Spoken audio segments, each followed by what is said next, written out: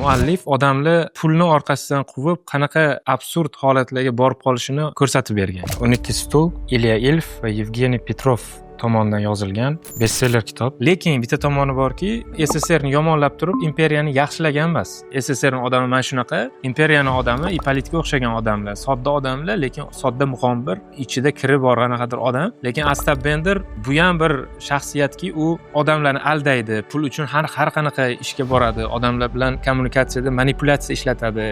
20-30-yillarda yahudiylarni juda bir pulga qattiq odam, ya'ni o'layotgan bo'lsa ham savdoni o'ylaydigan odam deb turib tasvirlashgan. Chuqurroq nafas oling, hayajondasiz degan bob juda dahshat yozilgan. Real muammo bor, kambag'allik muammosi bor u yerda. Odamlarning ijtimoiy holati yaxshi emas, iqtisodiy holati yaxshi emas. Lekin gap so'z bilan holatni manipulyatsiya qilishyapti-da, o'sha holatdan chiqib ketishga harakat qilishyapti. Bu aslida bir sirkni holati bo'lsa ham, butun boshli bir davlatni siyosatini tanqid qilyapti. Assalomu alaykum. Ushbu ko'rsatuvda biz yana bitta kitob sharhlab beramiz. Premium kitoblarni keyingi soni 12 stul Ilya Ilf va Yevgeniy Petrov tomonidan yozilgan bestseller kitob. Satira uslubida ushbu ko'rsatuvda to'liq xudo xolasa sharhlab beraman. Kitobni spoiler qilmaslikka harakat qilaman. Ketma-ketlik yoki qayerdadir kitobning ichini ochib qo'yadigan narsalarni gapirmaslikka harakat qilaman. Lekin o'sha o'zimiz uslubda satirani falsafiy tomonlama, nima uchun bu gap keltirilgan va o'sha paytda nimaga bu gap u paytdagi qaysi hodisani ochib beradi degan kabi savollarni ochib beraman. Xo'p, kitob 1928-yilda chop etilgan, nashrga chiqqan. Kitob satira, komediya, sarguzasht va ijtimoiy tanqid haqida. Satiraga kirishmoqchi bo'lgan odamlar shu kitobdan boshlasa bo'ladi deb ayta olaman to'liq. Chunki masalan Bulgakovdan boshlasa biroz qiynalib qoladi. Bo'lib ham Usta va Margarita yoki It yurak yoki Iblisnoma degan asarlardan boshlansa odam tushunmay qoladi. Lekin satiraga kirishish uchun ideal kitoblardan biri deb bilaman. Ya'ni hajm jihatdan katta bo'lsa ham, lekin juda yengil yozilgan. Men 4 kunda o'qidim o'zi. Ya'ni 4 marta o'tirishda o'qidim. Xo'p, kitobning asosiy g'oyasi odamlar boylik ortidan quvadi. Asosiy o'sha bosh qahramonning qaynonasi tomonidan stullarning ichida xazina yashirilgan bo'ladi. U tillalarni o'shaning ichiga yashirganman deydi, o'ladi keyin. O'lgandan keyin o'sha vasiyatida aytib qoladi o'shani. Keyin shu bilan sarguzasht boshlanadi. Bu haqida bir nechta odamlar eshitadi va kitob boshidan oxirigacha sarguzasht, komediya, satira, o'sha ijtimoiy tanqid janrida ketgan. Muallif odamlar pulni orqasidan quvib, qanaqa absurd holatlarga borib qolishini ko'rsatib bergan. Ya'ni o'sha vijdonini sotishini, aqlini sotishini ko'rsatib bergan. Juda kulgili tarzda, ba'zi joylarda o'sha xafa ham bo'lib qolasiz. Kitobda Ippolit Matveyevich Vorobyanin degan odam bor. U mana shu 12 stuldagi asosiy merosxo'r deb bilsangiz bo'ladi. O'sha shu odamni qaynonasi tomonidan vasiyat qoldiriladi. Xo'p, bu qanaqa odam o'zi? Bu sobiq o'sha dvoryan odam, aristokrat odam, oldingi imperiya davridagi odam va o'sha mualliflar bu odamni eski tuzumni odami sifatida ko'rsatadi va fikrlashi ham shunaqa bo'ladi. Kitobni o'qisangiz, Vorobyanin aslida brilliant qidiradi, meros qidirishga harakat qiladi va har xil sarguzashtlarga boradi. Lekin muallif aytmoqchiki, Vorobyanin aslida tillalarni qidirmayapti. U oldingi o'zini o'sha lyuks hayotini qidiryapti, o'sha dvoryan hayotini, pulga zor bo'lmagan paytdagi hayotini qidiryapti. U eski o'zini qidiryapti demoqchi o'sha muallif. Lekin haqiqat shuki, vaqt o'tib ketgan, o'sha boshqa davr kelgan, Sovet davri va bu yerda odamlar boshqacha. Ippolit haqida yana bitta xulosa qilsa bo'ladi. Ippolit o'zi kulgili, ochko'z chol odam. Bu odamlar qanchalik madaniyatli ko'rinsa ham yolg'iz qolganda yoki ichki olami juda bir buzilgan odamlar demoqchi. Kitobni o'qisangiz shunaqa tasvirlangan. Keyin yana bitta fakt bor. Men umumiy mualliflar haqida izlanib ko'rgan paytimda shunaqa ma'lumotlarga duch keldim. Kitobni 2 kishi yozgan. Lekin kitobni o'qiyotgan paytingizda haligi 2 kishi yozganini sezmaysiz. Bir xil tonda yozilgan, juda yaxshi yozilgan. Bitta odam qaysidir uslubda yozib, ikkinchi odam qanaqadir uslubda yozmagan. Qanday qilib ikkita odam kitobni yozgan bo'lishi mumkin deb izlanib ko'rganimda, mualliflar intervyu bergan ekan. Intervyuda aytganki, bizdan bittamiz chiroyli yozadi, shu uchun kitobni bir kishi yozadi, ikkinchi odam o'sha xonada yurib turib o'sha diktant qilib turadi, ya'ni aytib turadi va birgalikda yoziladi. Shunaqa yozganmiz degan. O'sha ikkita muallif ijrosida yozilgan zo'r kitob deb xulosa qila olaman bu narsani. Kitob 28-yilda chiqqan bo'lsa ham, bu Stalinni paytiga to'g'ri keladi. Stalinni oxirida o'sha Xrushchev davrlariga yaqin paytda kitob taqiqqa uchraydi. Taqiqqa uchraganning sababi ko'p senzuralar bor, o'sha SSSRni absurdligini ochib bergan kulgili holatlar bor, u narsalar haqida to'xtaymiz. Lekin bitta tomoni borki, SSSRni yomonlab turib imperiyani yaxshilagan emas. Ya'ni imperiyani ham minus tomonlarini, kulgili holatlarini ko'rsatib bergan, SSSRni ham absurd holatlarini ko'rsatib bergan. Har holda men bu ikkita odam o'sha SSSR paytida yashagan odam bo'lgan, haligi diplomatiya qilishga harakat qilgan. Bulgakovga o'xshab juda ochiq tarzda qattiq haqorat qilib tashamagan, lekin kulgu bilan haqorat qilingan. Kitob 1948-yildan 56-yilgacha bo'lgan muddatda taqiqda bo'ladi. O'sha payt umuman chop etilmaydi. O'sha Xrushchev paytida keyin to'liq ochiladi va ya'ni yangi nashrlar yo'lga qo'yiladi. Shu kitob ichida kim yoqdi desa, menga Ostap Bender yoqdi, keyin Ellichga yoqdi.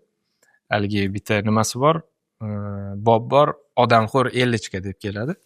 Ellichka o'qisangiz juda maza qilasiz, xarakteri boshqacha.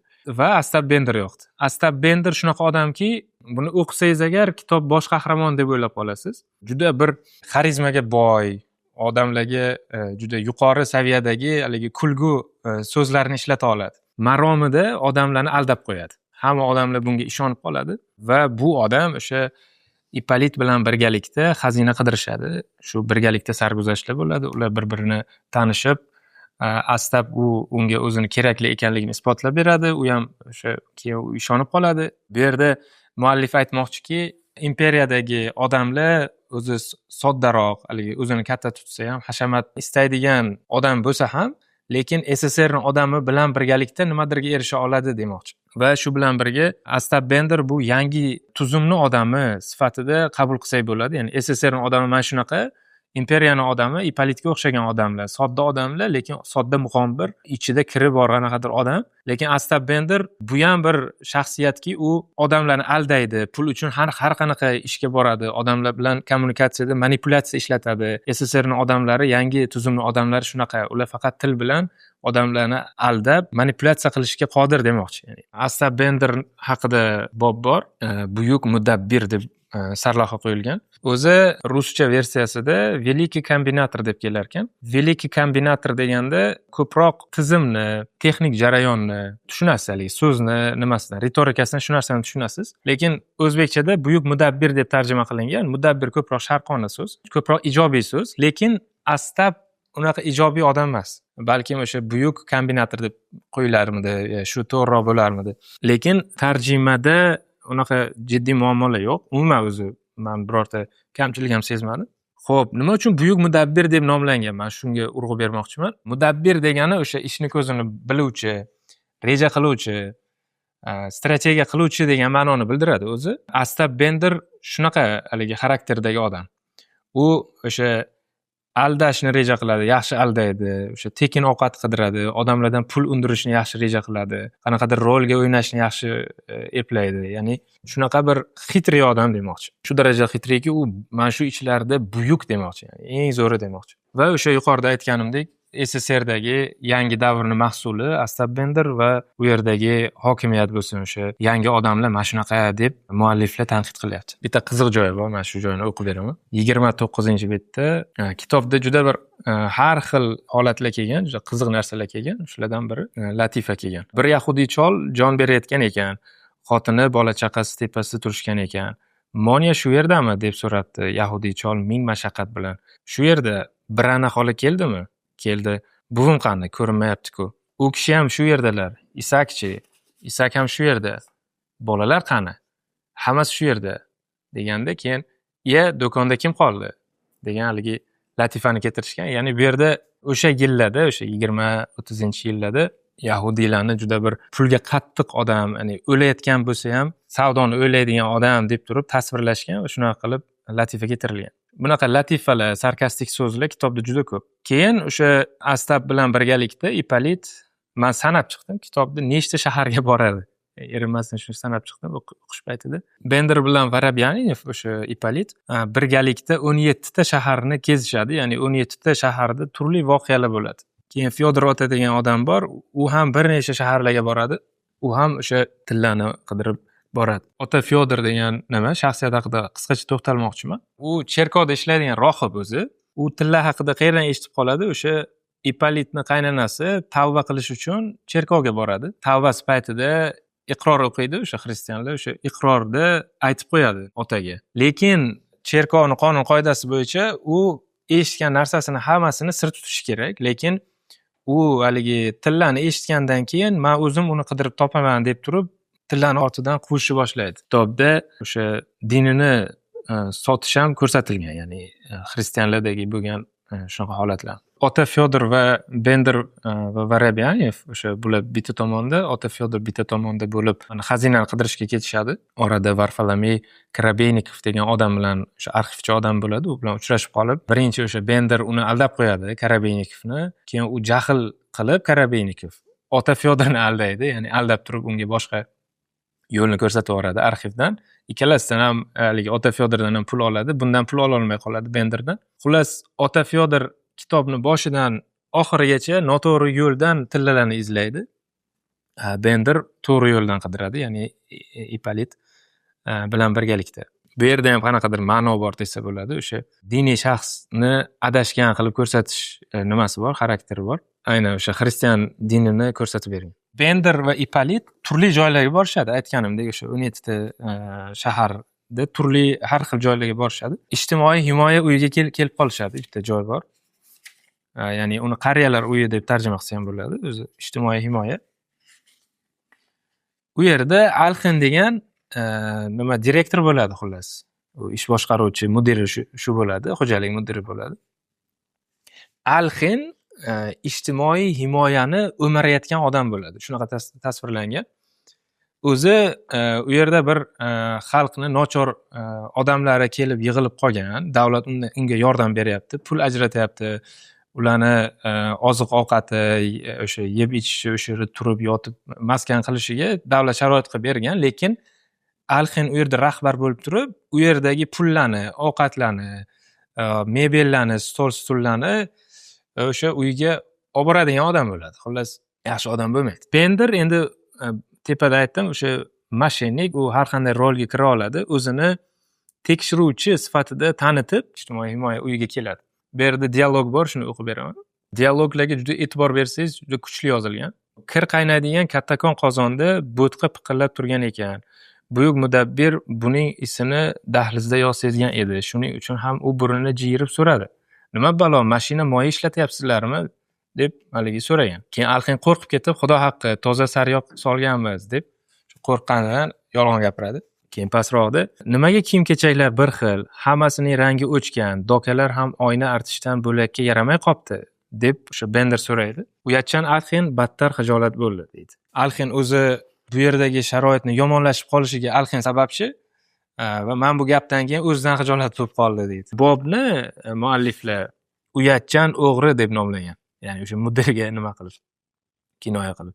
Keyin bu yerda bitta zo'r she'r kelgan, o'sha she'rni ham sharhlab bermoqchiman. Ular shu ijtimoiy himoya uyida turganida radioda she'r yangrab qoladi. Endi bu mualliflar shunaqa qilib tasodifiy qilib yozishgan. Devor uzra yastanib, kunda yayraydi kana, soliqchini u tanib, shartta qochvordi yana degan she'r yangraydi. Nimaga bu she'r bu yerda kelgan o'zi? O'zi bu yerda ikkita ma'no bor. Birinchisi, Sovet tizimida hamma narsada soliq bo'ladi, o'sha hamma narsa markaziy apparatdan boshqarilganligi sababli hamma narsani nazorat qilgisi keladi davlat va soliq cheklovlari bo'ladi. O'shanga kinoya qilib, xalqqa shunchalik soliq ko'pki, hattoki kana ham qochib ketyapti bu yerdan. Kana o'zi qon so'radigan hayvon, yomon hayvon. Lekin kana soliqchini ko'rib turib qochib ketyapti demoqchi. Ikkinchi ma'nosi, endi bu o'sha bobga tegishli ma'nosi, Alxinni go'yoki kanaga o'xshatyapti muallif. Alxin ijtimoiy himoya uyida kanaga o'xshab turibdi, o'sha shilib turibdi va bu yerdagi yomon sharoitni sababchisi bo'lib turibdi. Bender kelganda qo'rqib qolyapti, qochib ketgisi kelyapti demoqchi. Shu ikkita ma'noni tushundim. Keyin yana bitta shaxs bor, menga yoqqan boblardan biri. Chuqurroq nafas oling, hayajondasiz degan bob juda dahshat yozilgan, zo'r yozilgan joylaridan biri. Xo'p, bu yerda Trioxov degan odam haqida gap ketadi. Trioxov o'zi kommunal xo'jaligida ishlaydigan muhandis bo'ladi. U shaharni zamonaviylashtirish umidida bo'lgan muhandis bo'ladi, juda kuchli muhandis bo'ladi va kitobda keladi shu maoshini sezilarli qismini g'arb adabiyotidagi muhandislikka oid kitoblarga sarflaydi deb kitobga keladi. Bu yerda muallif juda katta bir siyosiy holatni ochib beryapti. Xo'p, bu odam muhandis, shaharni yaxshi qilishga harakat qilayotgan, zamonaviy qilishga harakat qilayotgan odam, olim odam va o'sha maosh topadi, o'sha maoshiga g'arb adabiyotidagi handasaga oid kitoblarni olib o'qiydi va turli ixtirolar qiladi. Kitobda kelgan o'sha beshik qiladi, beshik konstruksiyasi qiladi, keyin kir yuvish mashinasi qilib turib, uni xotiniga o'rgatib qo'yadi qanaqa ishlatishni. Keyin uni eng katta istagi shaharda tramvay qurish bo'ladi. O'sha tramvay qurish imperiya davridan boshlab unga отказ berilayotgan bo'ladi. O'sha 12-yilda birinchi so'rovni yuboradi, kitobda keladi. Trioxov 12-yildayoq allaqachon o'ylab qo'ygan, lekin o'shanda shahar mahkamasi uning loyihasini rad etgan edi deydi. Keyinchalik o'sha yangi iqtisodiy siyosat tufayli ham rad etiladi. O'sha 1921-28-yillarda Sovet hukumatida iqtisodiy holat yomon bo'lganligi sababli ham rad etiladi. Bu yerda mualliflar neytral turgan, ya'ni Sovetni yomonlab tashlamagan, ya'ni ular tramvayni butkul rad etgani yo'q, ularni siyosiy holati, o'sha iqtisodiy holat yomon bo'lganligi sababli rad etishga majbur bo'ldi deydi. Boshqa kitob bilan sharhlaydigan bo'lsak, Mamlakatlar tanazzuli sabablar degan kitob bor. O'sha kitobda SSRning holati keladi. O'sha kitobda shu kabi ixtirolarni qo'llab-quvvatlamagani haqida gap ketadi SSRni. Aytadiki, SSR nima uchun rivojlanishdan to'xtab ketib qoldi, yaxshi rivojlanayotgandi, to'xtab qoldi. Britaniya yaxshi rivojlanib ketdi deydi. O'sha narigi davlatlarda odamlardagi ixtiro qilish qobiliyatini shakllantirishgan va uni rag'batlantirishgan. SSRda bu narsa bo'lmagan. Ya'ni u ilmiyroq kitob. O'sha narsani isbotlayapti, ya'ni bu yerda ham shu narsa isbotlanyapti. Bob nima uchun chuqurroq nafas oling, hayajondasiz deb nomlanadi? Sababi xullas Trioxov niyatiga erishadi, o'sha tramvay quriladi. Keyin tramvay qurilganda media keladi, o'sha mass media kelib videoga olishadi. Lekin tramvay qurilishi bitgandan keyingi o'sha ochilish marosimi butunlay tugab bo'lgandan keyin hamma endi ketmoqchi bo'layotgan payt mass media keladi, kechqurun keladi. Kameralar bilan kelishadi. Va hattoki tramvayni rasmga olishmaydi. Ya'ni shu darajada haligi soxtalikni nima ko'rsatmoqchi muallif. U yerda yorug'ligi yetmadi, biz buni dastimka qilib yuboramiz, nimada Moskvada deb отказ qilishadi. Shu ichkarilarni, odamlarni rasmga olib, videoga olishadi. Trioxov va Gavrilin degan odamga qarab turib, videolar olib, rasmlar olib, operatorlar aytadi, chuqurroq nafas oling, hayajondasiz deydi. Muallif aytmoqchiki, o'zi haligi mass mediada muammolar bor. Ular aslida o'sha nima soxta narsalarni ko'rsatmasligi kerak. O'sha aslida boshqa kadrlarni ko'rsatish kerak edi, u boshqa narsaga e'tibor beryapti. Boshqa narsalarni kadrlarini chiqarib odamlarga tarqatyapti demoqchi. Kitobda Qilich va Omoch ittifoqi degan joy bor. Bu yerda ham katta kinoya bor. Qilich va Omoch ittifoqi degan xayoliy ittifoqni Astap Bender o'ylab topadi. O'sha dvaryanlarni yig'adi Ippolit bilan birgalikda va ularga aytadiki, yangi tuzum keldi, shu yangi tuzumga qarshi chiqamiz, eski tuzumni qaytaramiz deydi.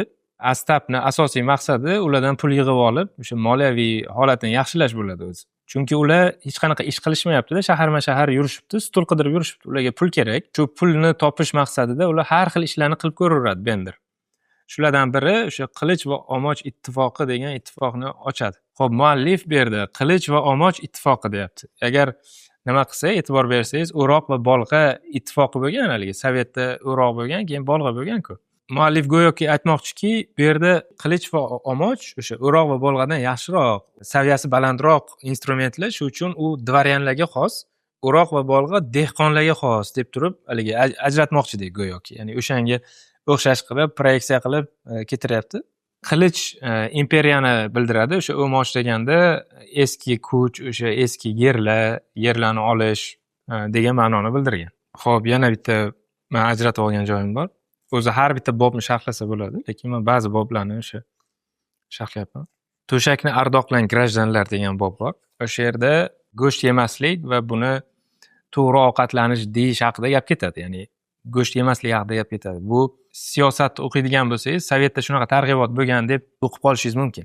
Yoki o'sha yoshi katta insonlar bilan gaplashsangiz agar, Sovetda ham mana shunaqa targ'ibotlar bo'lgan deb ular aytib qolishi mumkin. Xo'p, bu yerda muallif o'sha yerdagi haligi holatni satira uslubida ko'rsatib bergan. Kolya va Liza degan odamlar bo'ladi, er-xotin bo'ladi. O'sha bir xonali studiya uyda yashashadi. Sharoiti uncha yaxshi bo'lmaydi. Ular kambag'al bo'ladi, keyin go'sht yeyishmaydi. Shu go'sht yemasligi aslida kambag'alligidan emas, balki boshqacha sabab keltirishadi. Ular ya'ni go'sht yemaslik, go'sht bu sog'lom ovqat emas, shuning uchun yemaymiz deydi.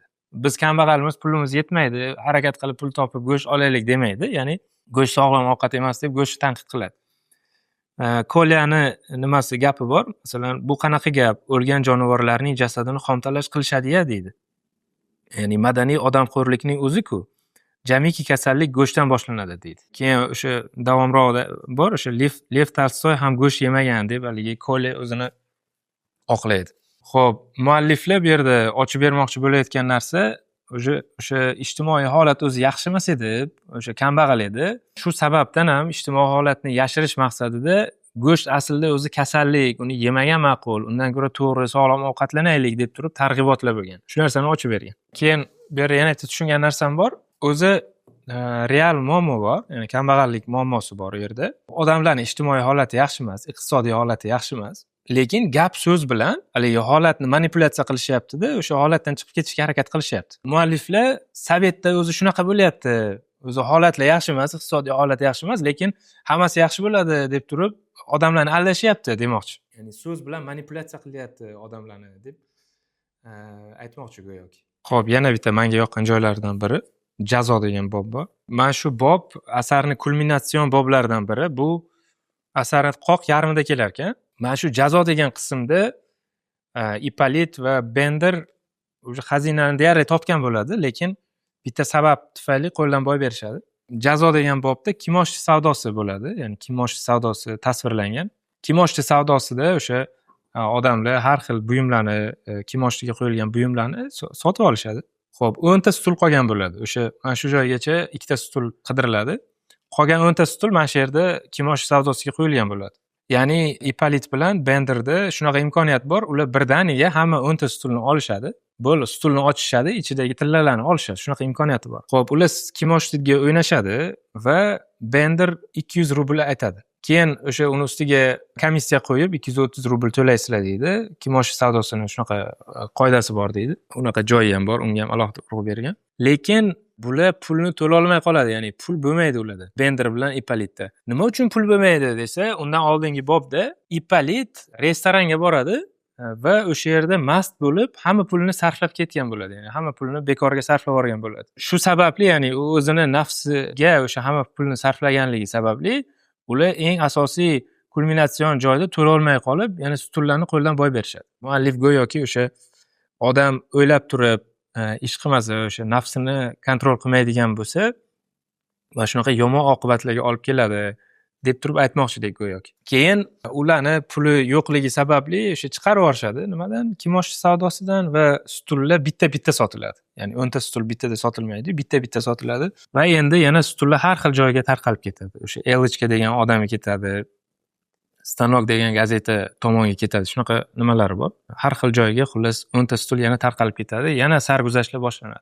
Endi shu joygacha o'z sarguzasht bu yog'i juda qiziqarli ketadi, chunki Benderni jahli chiqadi haligi Ipolitdan. Ipolit o'sha sobiq dvoryan odam, katta odam bo'lgan oldin.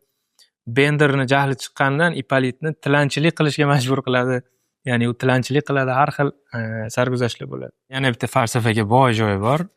Tovuqcha va babaq xo'roz degan bob bor. Mana shu yerdan juda qiziq narsa o'zim uchun oldim. Oldin e'tibor bermagan narsam ekan. Uni ikkinchi qilib gapiraman. Birinchisi, ya'ni bu bobda Sovetdagi odamlarga xizmat ko'rsatish qanaqaligi haqida gap ketadi, byurokratiya haqida gap ketadi, avtokratik boshqaruv haqida gap ketadi. Lekin misollar bilan gap ketadi. Ya'ni bu hozir men o'qib beradigan narsa hozirgi hayotimizda ham qanaqadir joylarda ko'rib qolishingiz mumkin.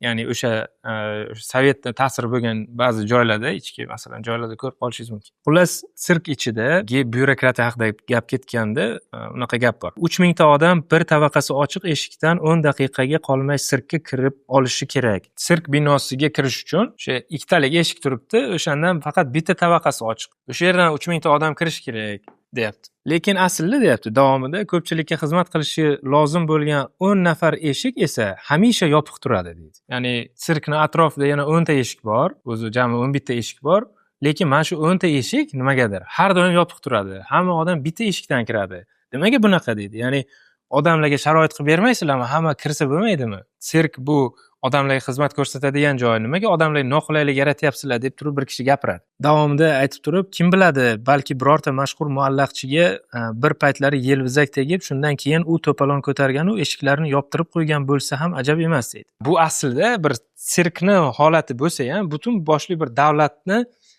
siyosatini tanqid qilyapti. Birinchidan o'zi bitta eshikdan kiradi, o'sha ham bir tavaqasi ochiq. Sovet ittifoqi haligi markazlashgan tizim orqali boshqariladi, o'sha avtokratik tuzum orqali boshqariladi. Shuni bitta eshikka taqqoslayapti. Ya'ni hamma bitta eshikdan o'tkaziladi. Va odamlarga xizmat ko'rsatish degan narsa yo'q. U yerda barcha eshiklarni ochib qo'yib, hammani kiritish mumkin edi. Aslida ularda haligi kerakli xodimlar bor, xizmat ko'rsatadigan odamlar bor, eshiklar bor hattoki, lekin undan foydalanmaydi. Nima uchun? Chunki hamma nazorat qilgisi keladi, bitta eshikdan kirgizgisi keladi. Endi bitta eshikdan kirgizsam, hamma nazorat qilaman deb o'ylaydi. Keyin mana shu nimada Xalqlar uyi degan joyda Gritsasoyeva degan ayol kishi o'sha Astapni qidirib keladi. Keyin o'sha nima Xalqlar uyida adashib qoladi. Xo'p, o'sha yerda ham juda kuchli kinoya bor. U adashib qolib har xil joylarga boradi. Ya'ni bino katta bo'ladi. Qaysidir eshikka boradi, eshikda yozuv bo'ladi. Yana qaysidirga boradi, u eshikda ham yozuv bo'ladi. Xo'p, yozuvlar qanaqa bo'ladi desa, shu yozuvlarni nima qilgan, ko'rsatgan. Begona shaxslar uchun kirish man etiladi. Yo'l yo'q, beso'roq kirilmasin. Qabul yo'q, ichkari kirsang odamlarni ishdan qoldirasan degan gaplar yozilgan bo'ladi. Muallif nima uchun bu gaplarni keltiryapti? Aytmoqchiki, Xalqlar uyida o'zi aslida hamma sharoit odamlarga xizmat ko'rsatish uchun bo'lishi kerak. Lekin bu yerda faqat to'siq qo'yilgan. Hammaga haligi yechim bermayapti. Sen ket bu yerdan, kirmagin, bu yerga kirib bo'lmaydi, kirsang falon bo'ladi degan to'siqlar turibdi. Bu yerda yechimlar yo'q demoqchi. Va o'sha Sovetdagi holatni ham, ya'ni asl siyosiy holatni ham shunaqa deb haligi talqin qilsa bo'ladi. Ya'ni bu yerda aslida Xalqlar uyi misolida Sovet holati ko'rsatilgan. U yerda haligi faqat man etish bor, yechim yo'q degandek. Xo'p, Astap har xil ishlar qilib ko'radi, o'sha pul topish maqsadida har xil nayranglar qiladi, sarguzashtlarga boy jarayonlar bo'ladi. O'shalardan yana bittasi Vasyuki degan joyda o'sha havaskorlarning shaxmat klubi bo'ladi. Bu o'sha joyga borib turib o'zini grossmeyster deb tanishtiradi va 160 ta taxtada bir vaqt o'zida o'yin o'ynaydi havaskor shaxmatchilar bilan. O'zini o'sha grossmeyster Astap deb turib tanishtiradi. Hamma uni grossmeyster deb o'ylaydi va hamma bilan shaxmat o'ynashga kirishadi. Xo'p, bu yerda ham o'sha Sovet davridagi o'sha ritorika ishlatilgan desa bo'ladi. O'sha odamlar chiqib balandparvoz gaplarni gapirishi kuzatilgan. O'zi o'shanga ishora qilyaptiki, Astap o'zini grossmeyster deb tanishtirib, o'zini katta bir mansabdagi odamdek ko'rsatib, hammani manipulyatsiya qilishga harakat qiladi. Nutq so'zlaydigan joyi bor. Chiqib mahalliy mavzuda gapiradi. Xo'sh, nima uchun chet joylarda fikriy qashshoqlik seziladi? Aql chaqmoqday chaqnab turmaydimi deb haligi manipulyativ gaplarni gapiradi. Keyin mana masalan, Shaxsho'bangiz olaylik. Nomi ham g'alati. Shaxsho'ba deydi. Ya'ni u yerdagi shaxmat klubini nomi Shaxsho'ba bo'ladi. Zerikarli-ku aziz birodarlar deydi. Variant beradi, ya'ni qayta nomlash uchun, rebranding uchun. Sho'bangizni masalan 4 asp shaxmat klubi yoki Qizil Endshpil yo bo'lmasa dona berib sur'at yutish deb qo'ysangizlar bo'lmaydimi deydi. Ya'ni shunaqa qilib odamlarni o'sha manipulyatsiya qilib o'zini ko'rsatib Astap shou o'tkazadi o'sha yerda. Keyin shaxmat o'ynaydi, shaxmatda yutqizadi. Chunki kitobda keladi, u shaxmatni ikkinchi marta o'ynayotgan edi hayotida deb keladi. Bu yerda o'sha muallif aytmoqchiki, go'yoki aytmoqchiki, Xo'p, hokimiyatga kelayotgan odamlar aslida manipulyativ so'zlar bilan kelyapti, lekin ularning boshida hech balo yo'q, ular faqat manipulyatsiya qilishni biladi demoqchilik. Astap ham shaxmatni hech qanaqa shaxmat o'ynashni bilmaydi, lekin o'zini shaxmatchiman deb tanishtirib turib, soxta maqom olib turib, shaxmat o'ynayapti. Ya'ni shuni taqqoslasangiz agar kelib chiqadi. Kitobdan ba'zi joylarni aytib berdim. Bunga o'xshash juda ko'p joylari bor, ya'ni qiziqarli joylar bor. Kitob o'qisangiz, kulgili joylarni ko'p ko'rasiz. O'sha masalan Astap prikol qilib Ipolit haqida haligi stul shaydosi deb laqab qo'yadi masalan, yo kisa deb uni chaqiradi. Haligi so'zlarni juda yaxshi ishlatgan muallif. Kitob oxirida nima bo'lgani haqida gapirmayman. O'zi umumiy gapirganlarim ham ba'zi joylarni gapirdim. Juda ko'p narsa bor. Kitob 40 bobdan iborat. Biza bir 7-8 tasini gapirdik, ya'ni qisqacha qilib gapirdik. Shunda ham har bitta bobning ichida juda har xil mavzular kelib, har xil voqealar keladi. Siz o'sha voqealarni o'qib turib, tafakkur qilsangiz agar ko'p narsalarni tushunasiz. O'sha paytdagi siyosiy holatlarni, ijtimoiy holatlarni, odamlarning gapirishini, madaniyatini tushuna olishingiz mumkin. Xo'p, keyin yana bitta fakt bor ekan, uni ham tanishib chiqdim. Astap Bender haqida ikkita muallif kitob oxirida Astapni o'ldiramizmi yoki qoldiramizmi degan joyda o'sha bahslashib qolar ekan. Va ular o'sha ikkita qog'oz qilib turib, bittasi o'ldirish, bittasi qoldirish degan so'zni yozib turib, o'sha lotereyaga o'xshab turib o'ynashadi va shunga qarab turib kitob oxiri Astap taqdiri hal bo'ladi. Shu faktni ham o'qib qoldim. Men kitobdan tushunganlarim shular. Kitob albatta o'qing, satiraga qiziqsangiz, satiraga kirishmoqchi bo'lsangiz, juda ideal kitoblardan biri. Siyosiy holatni, ijtimoiy holatni, juda ko'p narsalarni tushunasiz. Eng qizig'i, sarguzashtga boy bo'lganligi uchun juda tez o'qib qo'yishingiz mumkin. Kitob Inson nashriyoti tomonidan nashr qilindi va qisqacha bir to'xtalmoqchiman va shu bilan yakunlayman. Kitob tarjimasi o'zi yaxshi, tahriri ham juda yaxshi qilingan. Umumiy kitobni o'qib borganim sari o'sha kitobda men belgilayman, odatda xatolarni belgilayman. Qo'pol xatolar chiqmadi, o'zi xato deyarli chiqmadi. So'zlarning ichida ham xato chiqmadi. Juda yuqori saviyada tahrir qilinib, tarjima qilingan. E'tibor uchun rahmat, salomat bo'linglar.